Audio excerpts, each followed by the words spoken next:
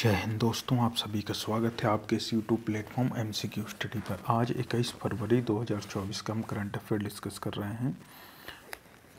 सबसे पहले हम देख लेते हैं कि 21 फरवरी को क्या मनाया जाता है, कौन सा दिवस मनाया जाता है 21 फरवरी को। तो 21 फरवरी को मनाया जाता है अंतर्राष्ट्रीय मातृभाषा दिवस।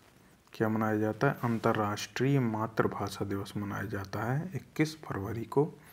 अंतर्राष्ट्रीय मातृभाषा दिवस भाषाई और सांस्कृतिक विविधता के बारे में जागरूकता बढ़ाने और बहुभाषावाद को बढ़ावा देने के लिए प्रतिवर्ष 21 फरवरी को अंतर्राष्ट्रीय मातृभाषा दिवस मनाया जाता है। इसके अलावा एक और दिवस मनाया जाता है। कौन सा दिवस मनाया जाता है? वो है विश्व स्काउट दिवस। विश्व स्काउट दिवस भी मनाया जाता है। कब? 21 फरवरी को। इसके अलावा 21 फरवरी को क्या हुआ था? 21 फरवरी 1894 को एक भारतीय वैज्ञानिक जिनका नाम शांति स्वरूप भटनागर था, उनका जन्म हुआ था। आप जानते होंगे कई बार प्रश्न भी पूछा गया है कि शांति स्वरूप भटनागर पुरस्कार किस क्षेत्र में दिया जाता है, तो याद रखिएगा वो विज्ञान के क्षेत्र में दिया जाता है। इसके अलावा 21 फरवरी 1899 को सूर्यकांत त्रिपाठी निराला का जन्म हुआ था। सूर्यकांत त्रिपाठी निराला कौन थे? हिंदी के एक प्रसिद्ध लेखक रहे हैं और ये छायावादी युग के 4 स्तंभों में से एक माने जाते हैं।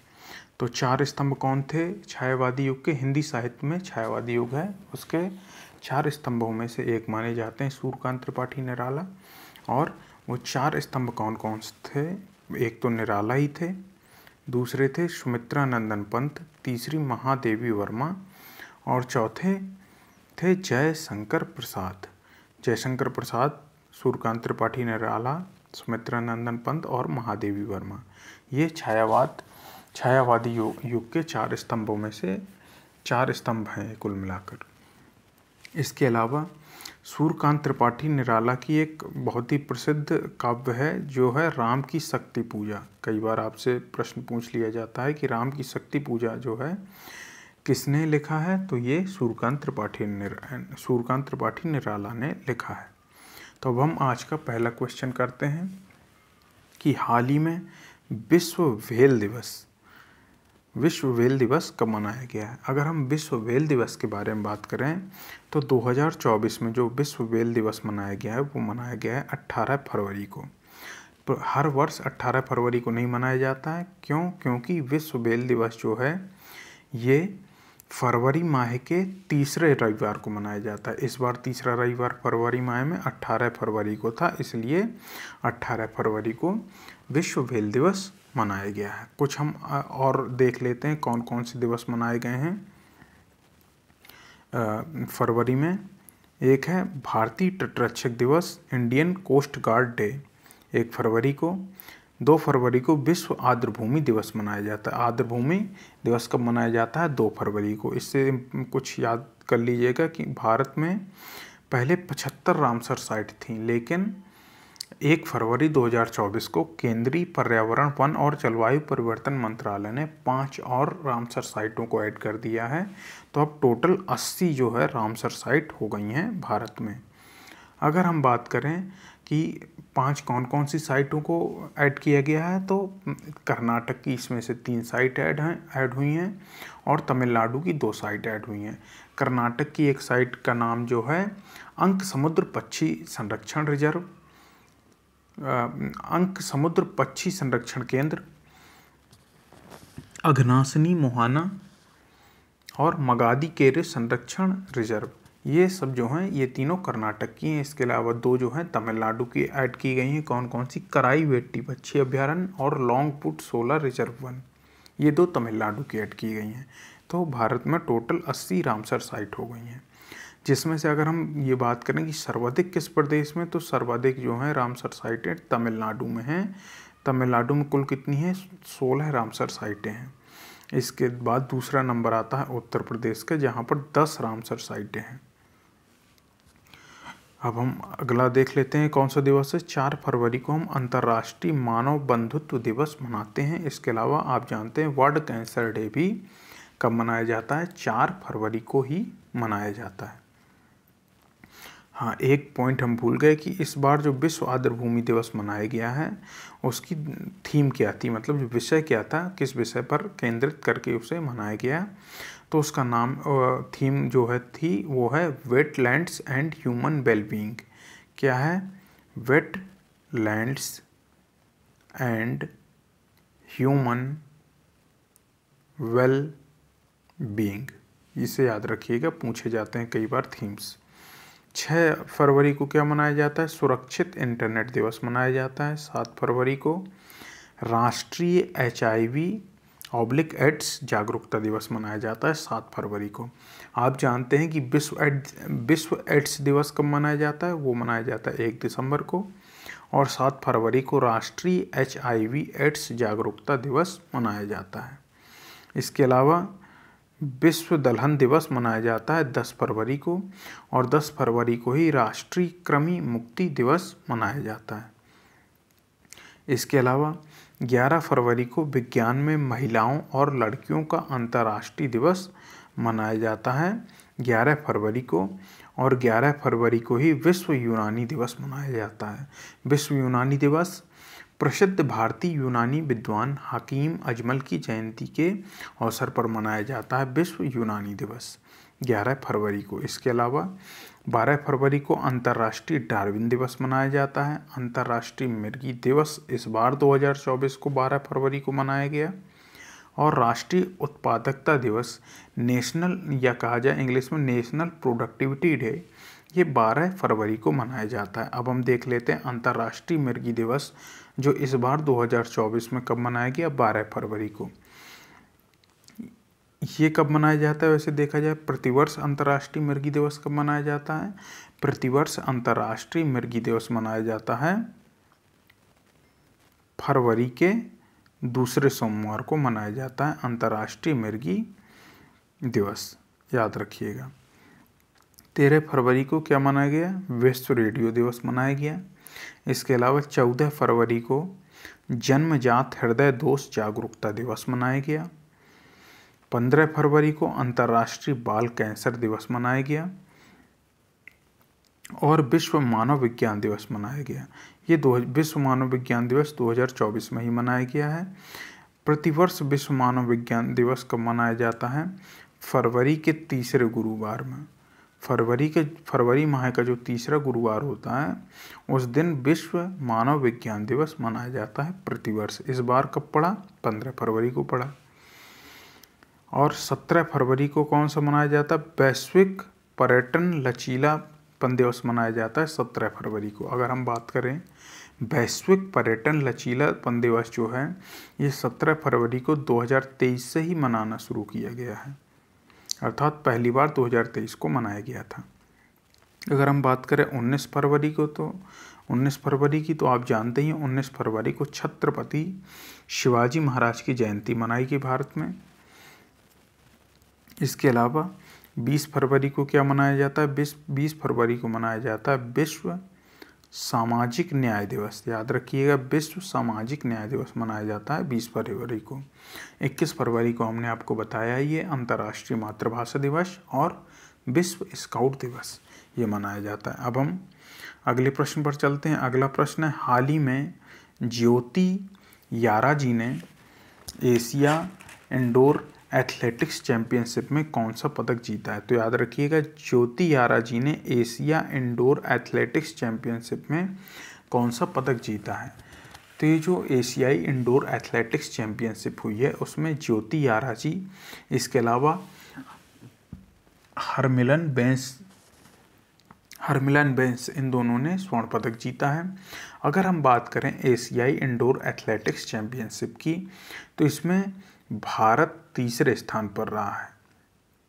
भारत ने 4 गोल्ड जीते हैं और 1 सिल्वर मेडल जीता है इस चैंपियनशिप में।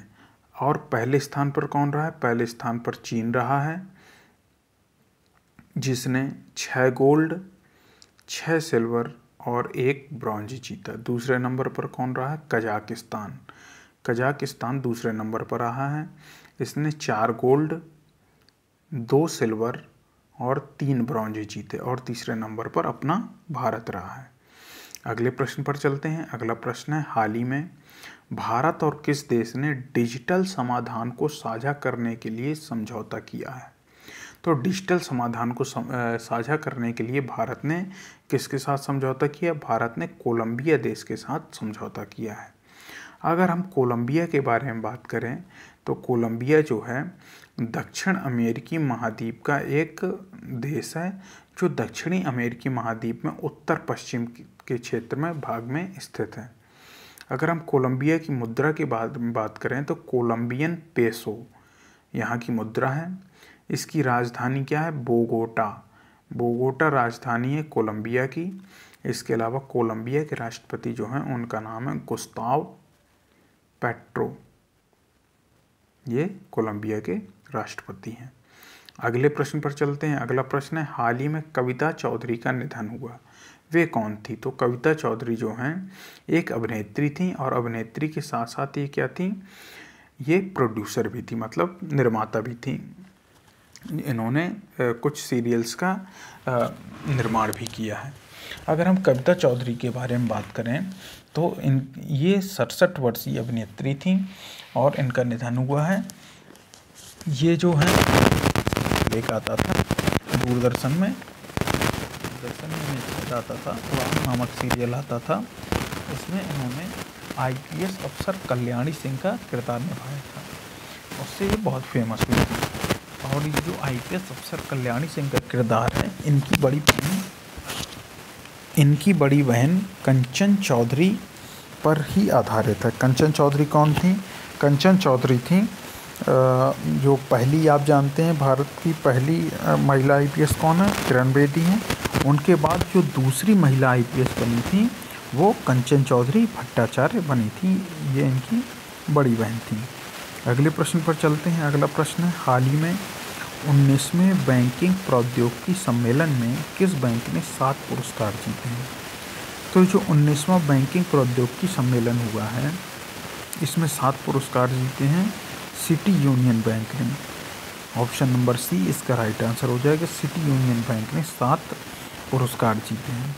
अगर हम सिटी यूनियन बैंक के बारे में बात करें तो सिटी यूनियन बैंक की स्थापना कब होती है?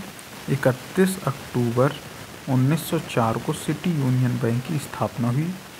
इसका जो हेडक्वार्टर है वो कहाँ पर है? कुंभकोणम में है। कुंभकोणम कहाँ पड़ता है? तमिलनाडु में। अगर हम बात करें सिटी यूनियन बैंक के नॉन एग्जीक्यूटिव जो चेयरपर्सन है इस समय, उनका नाम है श्री M नारायण। और जो MD और CEO हैं वर्तमान में, उनका नाम है डॉक्टर N कामाकोडी। इसे याद रखिए। अगले प्रश्न पर चलते हैं। अगला प्रश्न है, हाल ही में प्रधानमंत्री मोदी कहाँ श्री कल्की धाम का शिलान्यास करेंगे क्या? आज कर दिया है शिलान्यास किया होना चाहिए। तो प्रधानमंत्री मोदी ने श्री कल्की धाम जो मंदिर है इसका शिलान्यास कहाँ पे किया है? उत्तर प्रदेश का जो संभल जिला है वहाँ पर इन्होंने भारतीय प्रधानमंत्री नरेंद्र मोदी जी ने श्री कल्की धाम मंदिर का शिलान्यास किया। अगर हम बात करें कल्की के बारे में, जो कल्की धाम मंदिर किनके ऊपर बना है? तो भगवान कल्की के ऊपर बना है कल्की धाम मंदिर। अगर हम बात करें भगवान कल्की के बारे में तो हिंदू धर्म की जो मान्यताएं हैं उसके अनुसार भगवान विष्णु का 10वां अवतार माना जाता है इसको, भगवान कल्की को। और ऐसा माना जाता है कि कलयुग के अंत के समय ये अवतरित होंगे। तो याद रखिएगा, कल्की धाम मंदिर का जो शिलान्यास किया है प्रधानमंत्री नरेंद्र मोदी ने, ये उत्तर प्रदेश के संभल जिले में किया है। और अगर हम बात करें जैसे जो 10वां अवतार माना गया है भगवान विष्णु का, भगवान कल्की को, तो अगर हम इसी देख लेते हैं दशावतार मंदिर। तो दशावतार मंदिर कहाँ पर है? तो दशावतार मंदिर है देवगढ़ ललितपुर में। देवगढ़ ललितपुर में दशावतार मंदिर है। और ललितपुर कहाँ पे पड़ता है? उत्तर प्रदेश में पड़ता है। और ये देवगढ़ का जो दशावतार मंदिर है ये गुप्तकालीन मंदिर है और ये भगवान विष्णु को ही समर्पित है। और इसमें एक पॉइंट और याद रखने की बात है, देवगढ़ के दशावतार मंदिर में मंदिर का जो द्वार है उस पर गंगा और यमुना देवियों की नक्काशी की। इसे भी याद रखिएगा क्योंकि कई बार स्टेटमेंट में जब क्वेश्चन पूछ लेता है तब उसमें ये दे देता है कि मंदिर के द्वार पर गंगा और यमुना देवियों की नक्काशी की गई है, तो हाँ की गई है। अगले प्रश्न पर चलते हैं। अगला प्रश्न है, हाल ही में किस राज्य में अवैध धर्मांतरण रोकने के लिए कानून लाया जाएगा? तो जो अवैध धार्मिक रूपांतरण या अवैध धर्मांतरण कहा जाए, इसके लिए जो कानून लाया जाएगा कौन से राज्य में लाया जाएगा? ये छत्तीसगढ़ राज्य में लाया जाएगा। आप जानते हैं कि छत्तीसगढ़ के वर्तमान में मुख्यमंत्री दिसंबर 2023 में ही वो बने हैं नए मुख्यमंत्री छत्तीसगढ़ के। उनका नाम विष्णुदेव साय। तो विष्णुदेव साय के अनुसार ईसाई मिशनरियाँ शिक्षा और स्वास्थ्य की आड़ में धर्मांतरण करा रही थी। तो जो विष्णुदेव साय हैं ये भारतीय जनता पार्टी से मुख्यमंत्री बने हैं छत्तीसगढ़ के।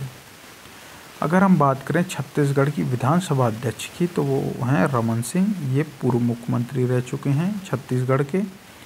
इसके अलावा राज्यपाल जो हैं छत्तीसगढ़ के उनका नाम है विश्वभूषण हरिचंदन। क्या नाम है? विश्वभूषण हरिचंदन नाम है छत्तीसगढ़ के राज्यपाल का।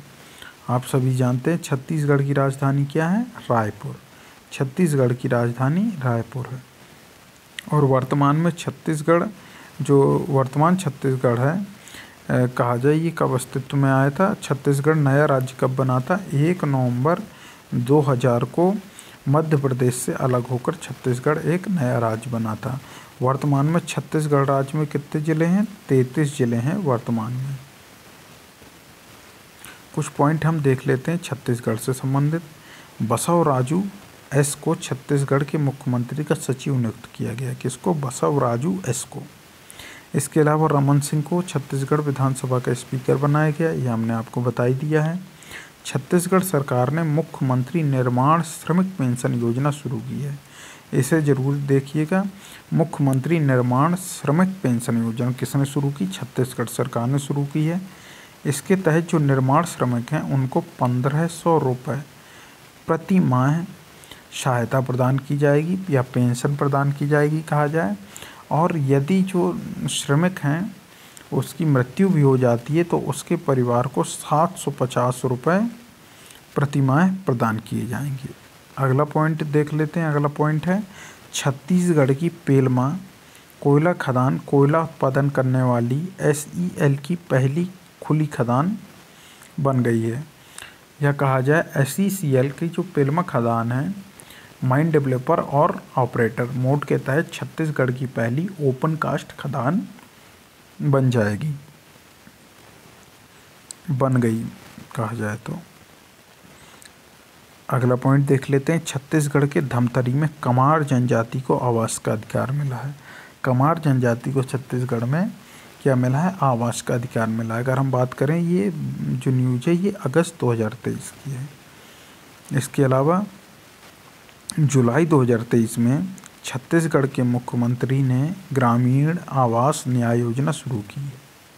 अगर हम बात करें ये जो धमतरी में कमार जनजाति को आवास अधिकार दिया गया और ग्रामीण आवास न्याय योजना जो शुरू की है, ये दोनों जब योजनाएं ये शुरू हुई थी तब कौन थे मुख्यमंत्री?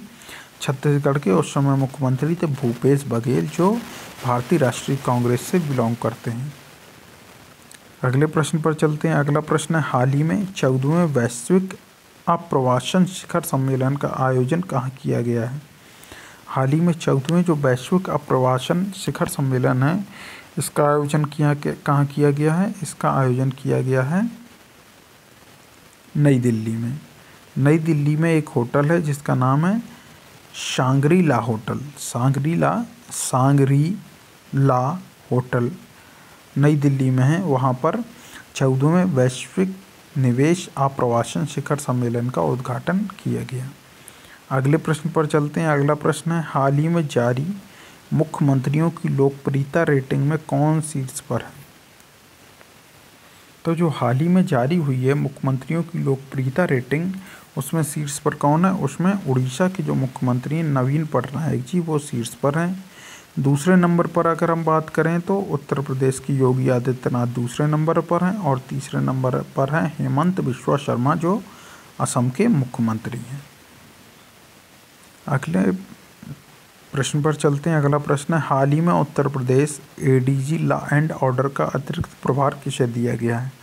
जो एडीजी लॉ एंड ऑर्डर का अतिरिक्त प्रभार दिया गया है वो दिया गया अमिताभ यश जी को। अमिताभ यश जो हैं एक आईपीएस हैं और इन्हें उत्तर प्रदेश में एडीजी लॉ एंड ऑर्डर का अतिरिक्त प्रभार दिया गया है। इसके साथ साथ ही किसका प्रभार संभाल रहे हैं? एसटीएफ यानी स्पेशल टास्क फोर्स का भी ये प्रभार संभाल रहे हैं। अगले प्रश्न पर चलने से पहले कुछ पॉइंट हम देख लेते हैं। दक्षिण रेलवे की पहली trans women TT Sindhu Ganapathi नियुक्त हुई हैं।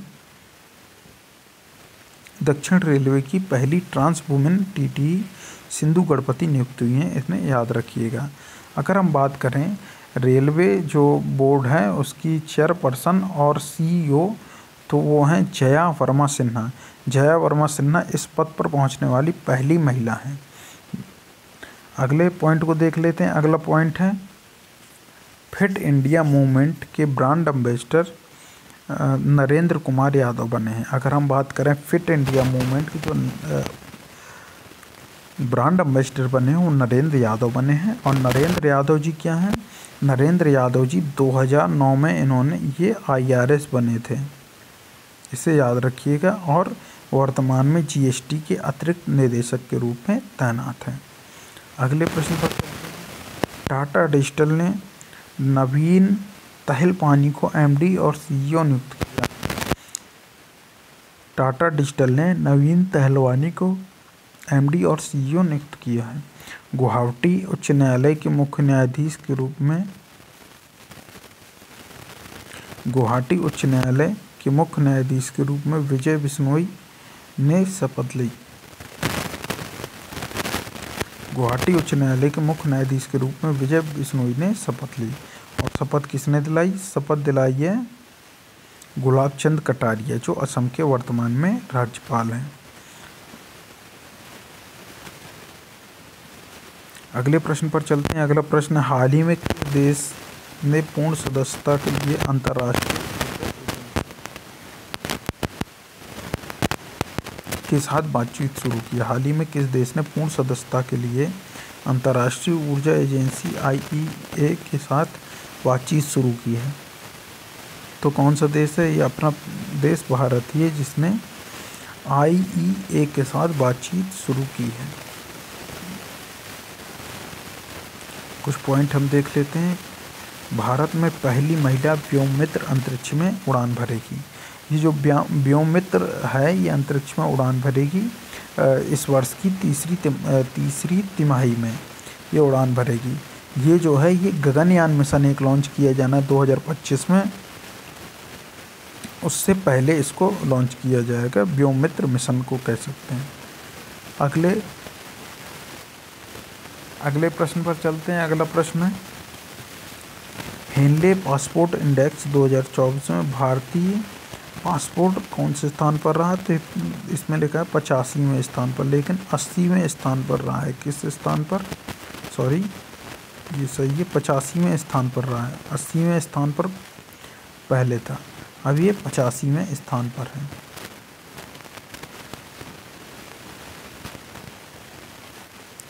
इसके अलावा अगला पॉइंट है, डेनमार्क ने भारत में हरित ईंधन गठबंधन की शुरुआत की। डेनमार्क ने भारत में हरित ईंधन गठबंधन की शुरुआत की है। इसके अलावा भारत श्रीलंका के पर्यटन के स्रोत के रूप में उभरा है।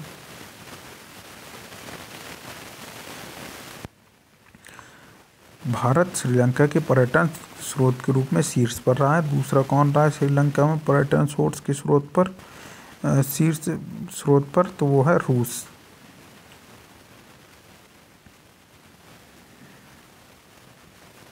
अगले प्रश्न पर चलते हैं। अगला प्रश्न है, लेकिन उससे पहले 2 पॉइंट और रह गए हैं, उन्हें भी देख लेते हैं। दुनिया का दूसरा सबसे बड़ा वैश्विक इस्पात उत्पादक भारत बना है, और ये कब बना? दिसंबर 2023 में। दिसंबर 2023 में एक आंकड़े जारी हुए तो उसमें बना। कैंसर से हुई मौतों के मामले में एशिया में दूसरे नंबर पर भारत रहा है। पहले नंबर पर कौन रहा? पहले नंबर पर चीन रहा है। अगले प्रश्न पर चलते हैं। अगला प्रश्न है,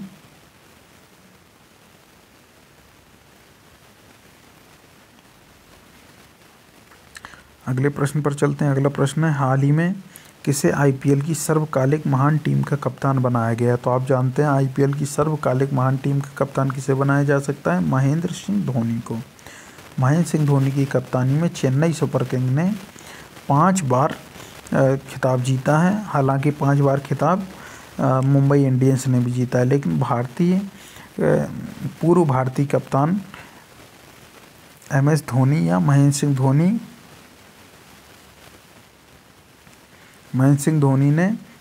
धोनी को सर्वकालिक महान टीम का कप्तान बनाया गया है। अगले प्रश्न पर चलते हैं। अगला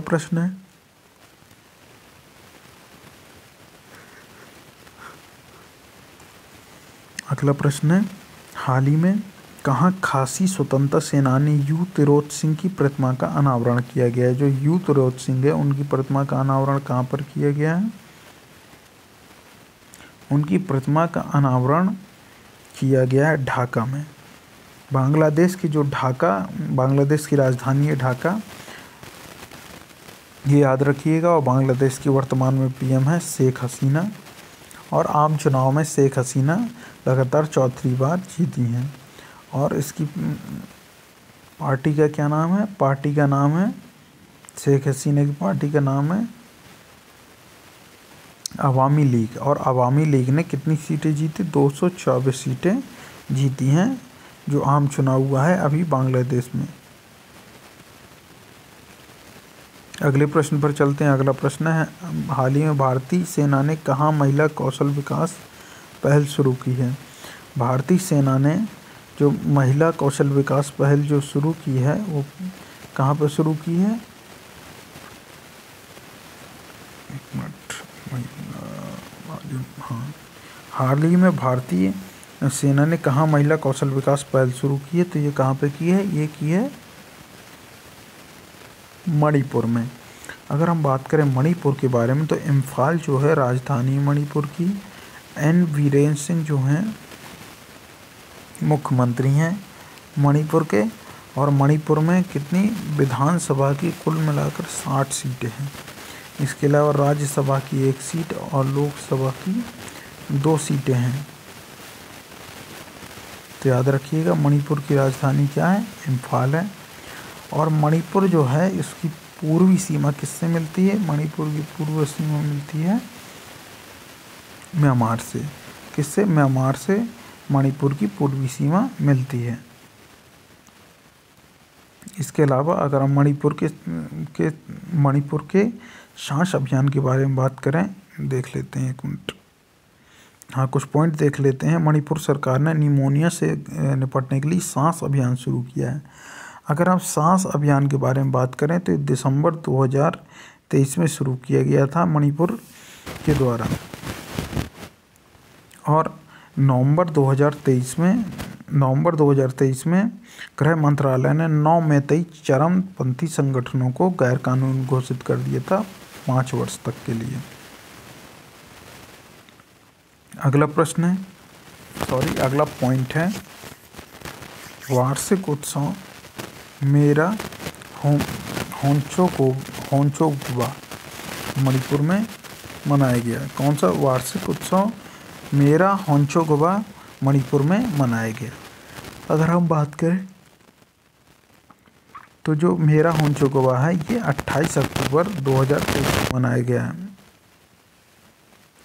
अगले प्रश्न पर चलते हैं। अगले पॉइंट पर चलते हैं। जस्टिस सिद्धार्थ मृदुल मणिपुर के नए मुख्य न्यायाधीश बने हैं। इसके अलावा मणिपुर में खोंग जोम दिवस भी मनाया जाता है।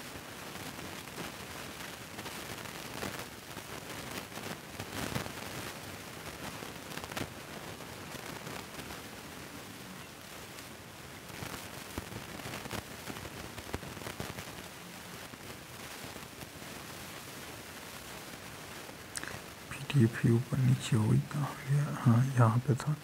ये अगला प्रश्न है और शायद ये लास्ट क्वेश्चन भी है, देख लेते हैं। हाल ही में कौन सा देश दुनिया का पहला लकड़ी का उपग्रह लॉन्च करेगा? तो ये कौन लॉन्च करेगा? जापान। इस लकड़ी के उपग्रह को बनाने के लिए नासा और जापान की जो अंतरिक्ष एजेंसी है जाक्सा, इनके बीच समझौता हुआ है और जो लकड़ी का पहला उपग्रह लॉन्च करेगा वो है कौन सा देश है? जापान है। अगर हम जापान के बारे में बात करें तो जापान की राजधानी है टोक्यो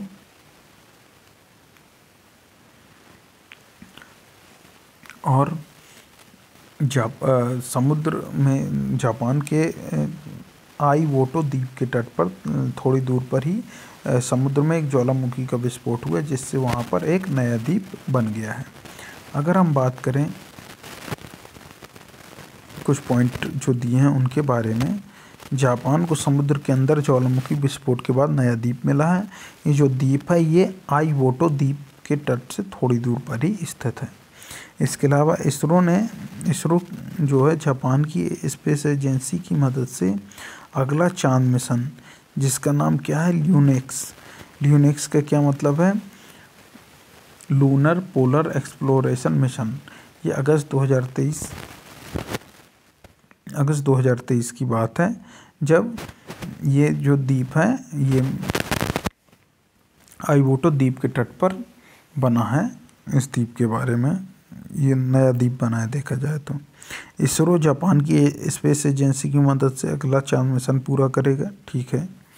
जापान के याकोहामा में डांसिंग पिकाचू कार्यक्रम का आयोजन किया गया। किसका? डांसिंग पिकाचू कार्यक्रम का आयोजन किया गया, बढ़िया, ठीक है। भारत और जापान ने 3 स्कॉर्पियन पनडुब्बी के निर्माण के लिए समझौता किया है।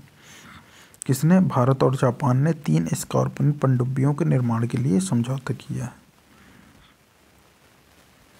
अगला देखते हैं कुछ है कि यही लास्ट तक प्रश्न।